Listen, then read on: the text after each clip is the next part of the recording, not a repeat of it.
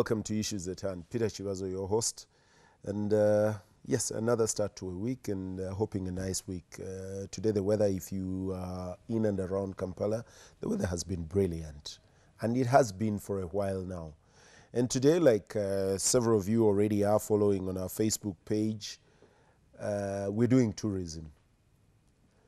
I said earlier today to some people that we needed to get away from the run-on-the-mill things and look at what other things can Ugandans put their hands to that would make Uganda one step, the other step better. And I decided today we would discuss tourism. We're not going to discuss education. We're not going to discuss the politics in parliament. We're going to discuss tourism, the challenges in the industry, the opportunities in the industry. I mean, you're seated out there. And also the questions to you. Away from reading about the great national parks in this country, reading about and seeing them in the papers and hearing about tourists, how many of us get off that month of leave, those 19, 20 days of leave that you get a year and decide, I'll visit a game park, I'll visit a national park, I'll do a safari here. The other one, how many of us actually leave them here and go to the Masai Mara? Absolutely. And say, okay, I need to see the lion, I need to see the leopard, and then you go to the Mara and you leave them in Uganda. With me in the studio today, I have Amos Wekesa. Welcome. Thank you. And Amos is one of those guys that I envy, I must say. He practically lives out in nature and does his life there. When we pay for holidays, he does it for a job. He lives there. And he's one of those few Ugandans that have cracked tourism and have made it the business. Amos, welcome. Thank you. Straight into business. There are a lot of challenges around the world, especially in Eastern Africa now. Today I was looking at a map of the danger areas that may be attacked by ISIS, ISIL, Al-Shabaab, and the red, and there was a beige, and we weren't in either the red or the beige, but it was very close to where we're at.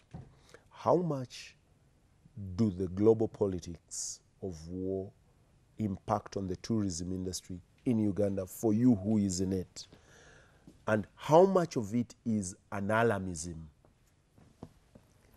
I think one of the things that I appreciate about this country and probably the leadership in place is that if they've done very well to make sure that this country is very secure. And in fact, I can confidently say Uganda is probably one of the top 5 safest countries on the continent. Our challenge, however, is that we don't have a communication strategy as a country. We don't have one voice that goes out there and represents the interest of Uganda beyond our borders. Of course, you have NRM has a spokesperson, FDC has a spokesperson, JEMA has a spokesperson. You know, everybody has a spokespersons. The challenge is that, and all these guys have budgets, you know, but there's no budget and someone that stands out and gives the right image of this country to the rest of the world. Well, we pay one Ofono Opondo, my friend, at the media center to speak for this country. Well, Ofono Opondo may be a very good spokesperson that speaks for the specific interests. But then, I mean, I've heard him speak on BBC, and I'm like, well, when you're speaking to BBC, you don't tell them, you know, we are under attack, when we're basically, you know, not necessarily under attack. I mean, I think Uganda is the only country where you find individuals rushing to BBC, to CNN, and telling them the challenges we have. You will never hear anyone in Rwanda talking about the challenges of Rwanda within Rwanda. You will never hear the same. You never hear a Kenyan saying that we are under attack to an international media. Yes, they will say if there is a challenge domestically, they will handle it domestically because they know the value of a positive image. Chivazo, image is everything. If I think about Uganda in terms of disease, poverty, war, I'll never go there. And that's what they think about it. This is something we have promoted for the last 30 years, last 40 years. All we do is tell the world how terrible Uganda is. And we block out every opportunity No wonder our GDP is $22.8 billion. It's like someone's business out in the West. Let's get to the challenges beyond communication Yeah. to you in the industry. Because I've seen the industry grow. I've seen, and when I say industry grow, I'm looking at the number of vehicles that are ferrying tourists. Yeah. I'm seeing a lot more of them. When I go to hotels, I see a lot more cards from tour guides and tour companies and hotels.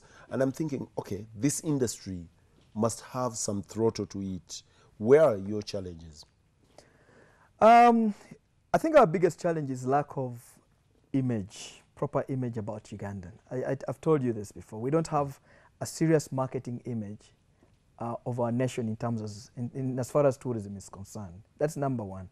And therefore, even with the negatives, disease, poverty, what happens is when any tourist arrives in Uganda, is shocked, one, about the peace, is shocked about the beauty, is shocked about the friendliness of the people. That is the biggest problem, marketing of our country. Number two is human resource. If you look at 1, 3, 4, 5-star hotels in Uganda, chefs, managers are all coming from either Kenya or India Hasn't that or changed? South Africa. It hasn't changed. In fact, recently I was talking to some guys in the Ministry of Finance. I was telling them, I know you want to increase the work permits so that you reduce the amount of people coming into the country for jobs. To me, they're actually filling the wrong gap. What Minister of Finance, for example, should be concentrating on is to set up a center of excellence. It's not that Ugandans are bad when it comes to working. The challenge for Ugandans, the Ugandans have not been trained to compete for jobs at that level. If you look at Kenya, they have Utalii. Yep. If you look at It's been there Tanzania, for a donkey's there is day. Mweka in Arusha, which is the best wildlife training school. There's another school in Dar es Salaam. As we speak right now, Rwanda is building a $19 million school. So soon we'll also have people coming in from Rwanda to take on the jobs. Now, business people want to have labor that can be able to produce results. And it's not that Ugandans can't produce results. And the thing is that Ugandans do not lack the buildings. Ugandans lack trained trainers, people who come in here and train Ugandans to compete for jobs at a higher level. Look at what Kenya did. Kenya went and brought in a Swiss organization. They took over Utalii for 10 years, and they told them after 10 years you should have trained enough Kenyans to be able to train Kenyans. Rwanda has just signed up a deal with Rurash, which is the second best training school in the world. It's from Switzerland. They've signed a contract with them for 10 years. They've told the guys, after 10 years, you'll have trained Rwandese to train Rwandese. So the idea is teaming up and creating a school like that. Now, I don't know what our plans are as a country. Can't we, and I need to look at the private sector here, can't an Amos Wekesa do one like this? It's a very costly venture. And tourism for Uganda the tourism private sector is not as strong as probably South African private sector or Kenyan private sector.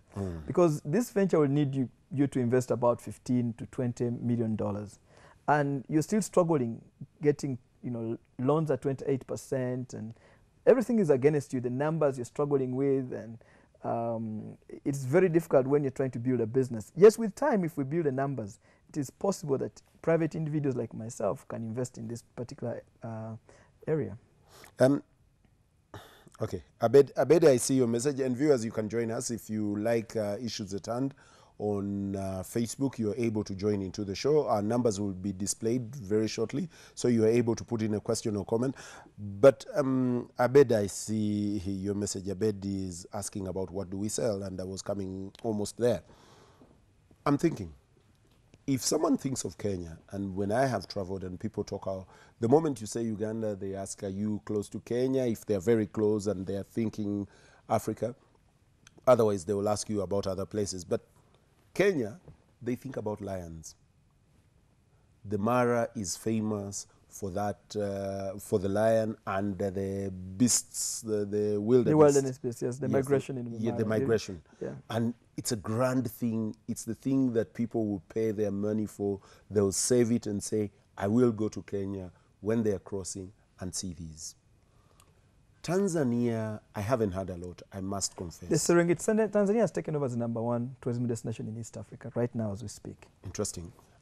I know the Serengeti, but I haven't heard someone crouch over on a plane seat and say, have you been to Tanzania? And they ask you about the Serengeti.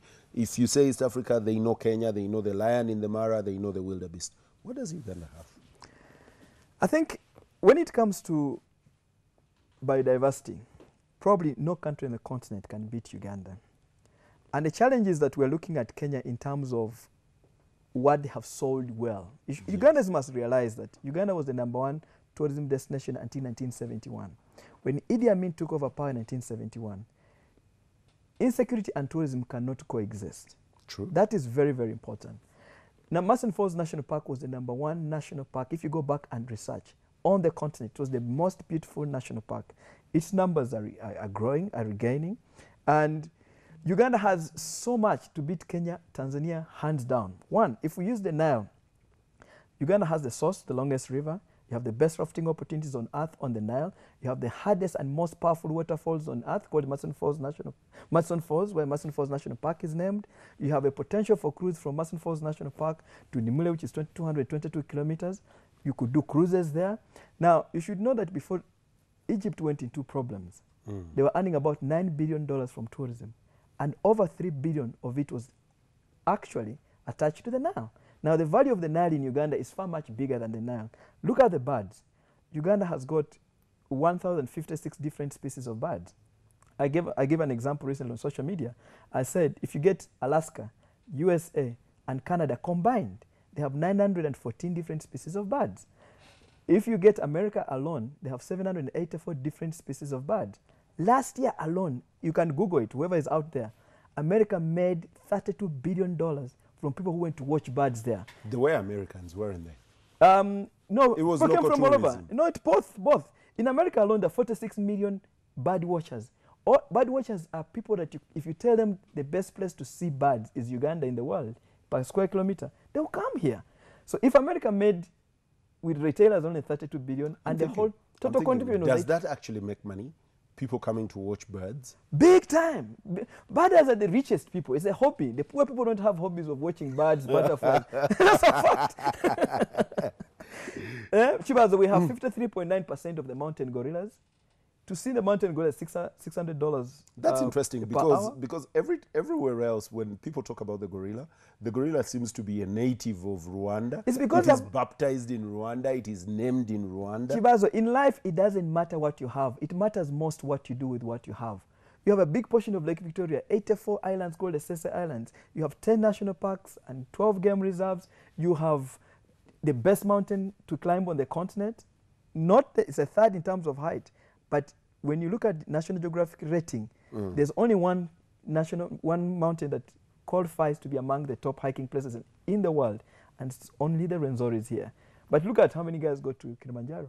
55,000 people climb Kilimanjaro. Last year we had less than 2,000 people climbing the Rwenzoris. Why is it the best? First, you're on the equator. You have snow on the equator. You have some of the best vegetation that you'll ever find anywhere in the world. You have a number of them that are endemic to the Rwenzori itself. It's the largest block of mountains on the continent. You have the 3rd, 4th, 5th highest parts on the same mountain. It's just that we have not appreciated who we are. Look at even the traditions, the human beings. Uganda has probably the highest diversity in terms of culture.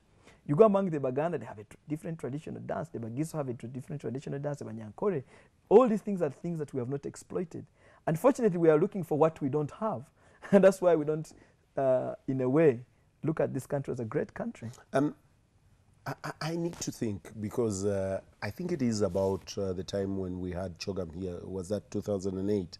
2007. 2007. Around that time, Uganda invested fairly good monies into the international media in selling the product Uganda.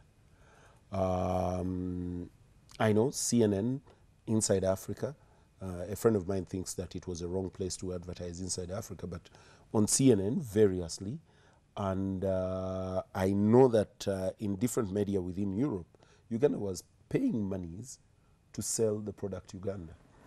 I think the amount of money we invested in 2007, let's be honest, it was $1 million. When it comes to selling a country, $1 million is peanuts. And we did it for 6 months on CNN. Yes. In a way, it had its own impact. There's no question about that. But when you're selling a country, you're selling a product, I'm selling Great Lakes, I'm selling a company I'm working for example, I must be very consistent in selling the nation. You don't do a sales promotion for 6 months and expect that the world will come over and over again. Look at the budgets our neighbors are putting in. Just 2 weeks ago, Kenya skyrocketed their budget to 210 billion Uganda shillings equivalent. Last year, if you look at how much UTB was given, it was given 6 billion, but out of 6 billion shillings, about 2 billion, which is less than $700,000, is meant to market Uganda domestically and internationally. It's a complete joke. So 2 billion against 210 billion. That's less than $1 million. That's less, I'm talking about $700,000, less than $700,000. So you can't. Rwanda is spending, what, $5 million to market themselves? Tanzania, $12 million to market themselves? What we're investing here is complete peanut. I mean, you engage with the government of Uganda. You engage with the Ministry of Tourism. You engage with people of finance. I know that about a month ago, thereabouts, when we had a lot of bad press, you were reaching out, you were saying, I'm going to talk to the guys at finance, I'm going to talk to the guys in police. And I saw on your Facebook page, you were saying you were actually reaching out to Al Jazeera as well. Yeah. To say, wait a minute, not the only news out of Uganda cannot be bad news. Yes. At a round table, at a strategic level, are you telling me that the guys that plan for tourism and finance are unable to see tourism as a strategic sector? When you go to National Planning Authority that I met a week ago, they have actually made tourism the second priority for Uganda after agriculture. But this is in paper. It is not practical. It's not something that we're really seeing in terms of investment. Finance knows that without much investment, without any investment, tourism brought in $1.4 billion. In fact, we used to get more money from Ugandans, remittances by Ugandans from diaspora, which last year the remittances were $930 million against $1.4 billion from tourism. So tourism became Uganda's #1 export without an investment. I've actually even told guys in the Ministry of Finance, I've said, if something can give you $1.4 billion without you investing, what about if you get 5% of the amount of money you've earned from the sector and reinvested back in the tourism? What does that mean? You would probably make $20–30 billion for a country out of tourism. So the challenge is also understanding. I think I used to be very angry with politicians because I'm not only angry with government people, even opposition. Opposition should be saying tourism should be our priority. But I've come to understand that when Uganda was doing very well in the tourism in the 60s, the current politicians were either young or they didn't understand it. And so they're dealing with things that they associate themselves with, for example, agriculture, the things that even during the wars that existed. So tourism is an alien. I remember speaking to one very connected guy in this country and said, tourism can get Ugandans out of poverty. The guy said, how can you talk about an industry where you go to the beach and you sleep? You know? So it is that kind of mindset that is actually killing the opportunities we have in tourism. Let me get to local tourism. Domestic tourism, yes. Yes, the domestic tourism, because that's the next thing. Yeah. I'm thinking, why don't we have hordes of Ugandans saying, okay, you do not have people coming in from the West, but you have Ugandans swarming the national parks, going to the islands. I mean, you said bird watching is a very sophisticated, high-end industry. Why don't we have native tourism growing? Why don't you have a boost of it? Is it an economic thing? Is it a poverty thing? Is it exposure? Viewers, I'll take a break. When I return from the break, we'll get into that. What does it take to start up a native tourism culture?